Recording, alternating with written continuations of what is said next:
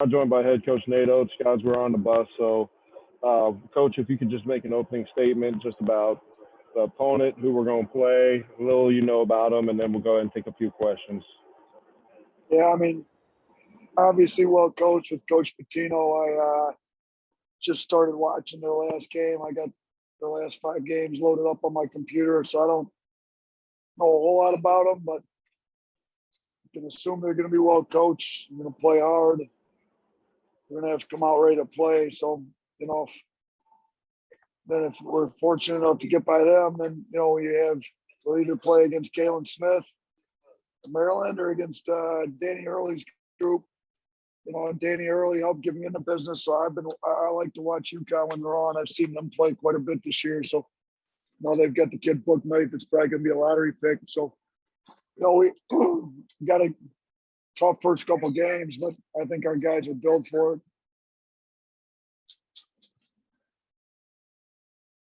Thanks, Coach. Let's start with Cecil Hurt first.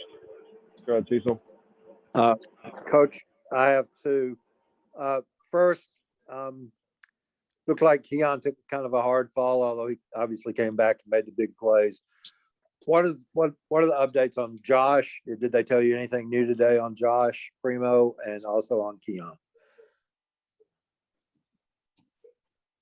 You know what? Keon came back and played, so I think he obviously had the big block at the end. I think he's just a little banged up.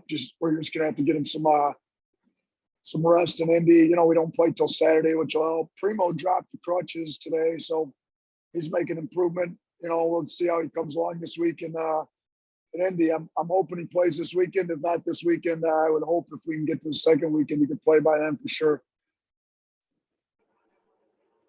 All right, let's go next to John Zener.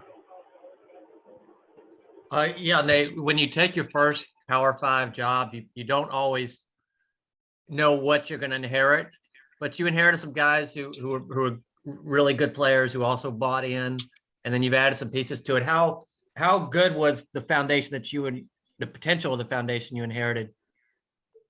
It was very good. I mean, I was fortunate to walk into what we got. I've said that numerous times. I mean, Herb Jones, player of the year, defensive player of the year, one of the best defenders in the country. I think he's going to be a pro.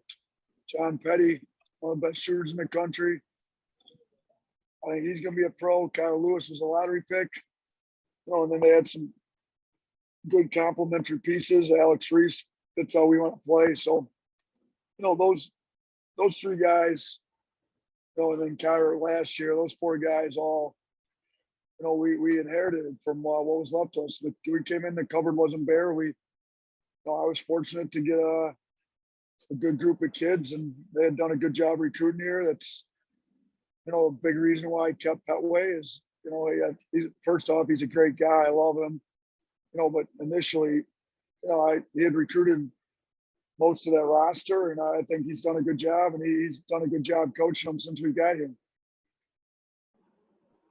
Next question, Michael Casagrande. Nate, just wondering how much or your interactions with Rick Pitino. What are your, how familiar are you with him, and any personal relationship with him? No, I don't know him at all. I know his son Richard pretty well. Me and him have talked. We've texted during the year, but I don't know Rick. I respect him. I remember having his coaching tapes when I was back in high school when I knew I wanted to coach. And he's a Hall of Fame coach, been doing it at a high level for a long time, got a lot of respect for what he's done, but I don't personally know him at all.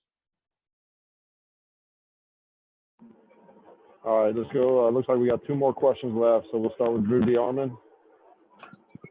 Yeah, Coach, I just wanted to ask you about Juwan Gary, 8 points, 8 boards today, and the bench overall, 28-0, the way they helped you win the SEC tournament. How big is the bench going to be in your mind heading into March in this NCAA tournament, and when you're playing teams that don't know you as well outside of your league?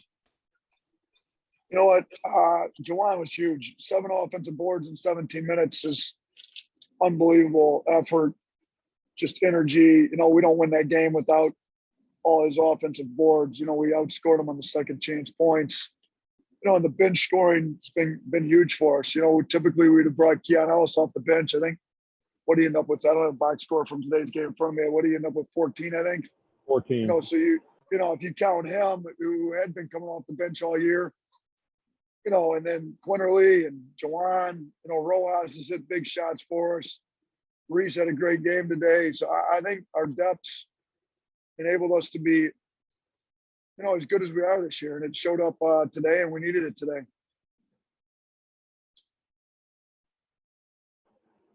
All right, let's go Tyler Martin next. Hey, Coach, I'm just curious from a scouting perspective. I know you just said you're watching Iona. Looking at the bracket, I mean, they're the team I think has played the least amount of games coming into the tournament at 17. What's the challenges in facing a team in a tournament setting that's played so few games compared to you guys? I mean, I don't know that it's a challenge. They've played enough so we can tell what they're about. It's not like we'd watch 30 games anyways. You're going to watch their last half dozen games, go figure out which close games they had, watch the end of all their close games to see what they're running. Maybe it gives you less of an opportunity to have more close games to see what they run in the game. But, I think it's more of an advantage for us that our guys are more experienced and played more than them, to be honest with you. Michael Casagrande. What was that moment like at the end of the game today? The buzzer sounds, looks like you were pretty emotional in that moment, those few moments after the buzzer. What was that moment like for you, and what was going on? Yeah, I mean, I was fired up for our guys. There was a pretty heated rivalry. I think you can see Herb was pretty fired up at the end there too. Herb deserved to win that game. Petty, I really was just, it was an emotional game. It got a little heated before the game. I wasn't out there, but got a little heated. I was fired up for our guys. I'm not quite sure what I said, but I was more just fired up for our guys. I wasn't trying to be disrespectful to LSU or anything. All right, we got two quick follow-ups here. Then we'll wrap up. Cecil Hurt, you're first. Nate, you do study a lot of film, and when you're going up against Rick Pitino, can you fall down a hole? And I mean, you don't go back 40 years and watch on the old projector, right? So do you just watch the most recent stuff? Yeah, I'm just gonna watch their Iona stuff.